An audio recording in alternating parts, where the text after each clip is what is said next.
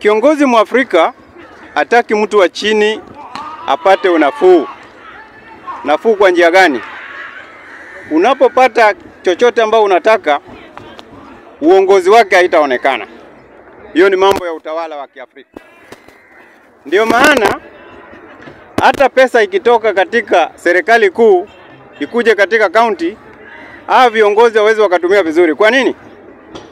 Akitumia vizuri hatapata njia ya kukudanganya. Kwa mfano saizi MCA akiingia hapa, mtazamo ya watu wengi wanatarajiwa tu wapatiwe kitu kidogo, kiasi ya kwamba hiyo kitu ambayo unamtisha MCA ni pesa yake ambayo inastahili ya kutumie katika hizo miradi ambazo zinatakikana. So watu wakawa wajanja, ile pesa anakanyagia kiasi ya kwamba ukimuona unamuona kama mfalme, lakini saa hizo inabidi muone kama mfalme sababu amekukanyaga kwa kila njia. Mapata upati vizuri, kazi hauna, ile vitu anakufanyia hawezi akafanya. Sasa anakuweka katika hali ya umaskini ili umuone kama mfalme. Hiyo ni utawala wa Kiafrika. Ndio viongozi wameiga. Pesa wanaomba, na ukiangalia zile pesa wanaomba katika kila county, hata ukitembea county nyingi hawafanyi vile inavyotakikana wafanye. Juu pesa ambayo inatakikana kwa mwananchi ni pesa nyingine kidogo sana. Kwa mfano saa hizi ukiangalia population ambao ziko Mombasa County, roughly unaweza kuta tuko kama milioni kama 5 wananchi wote ambao wako Mombasa mzima.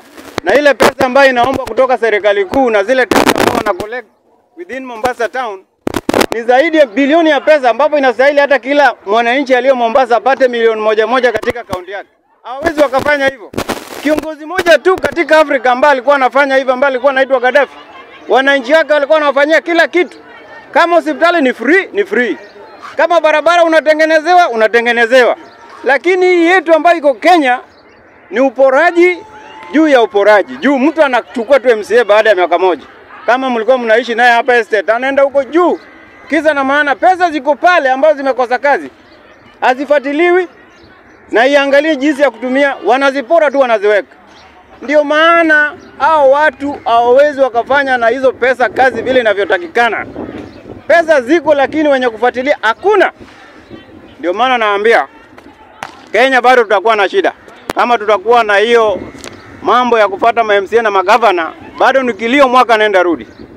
Mpaka tubadilishe mfumo ya utawala, ndio mwananchi wa kawaida atapata nafuu. Asante sana kiongozi wa kikao.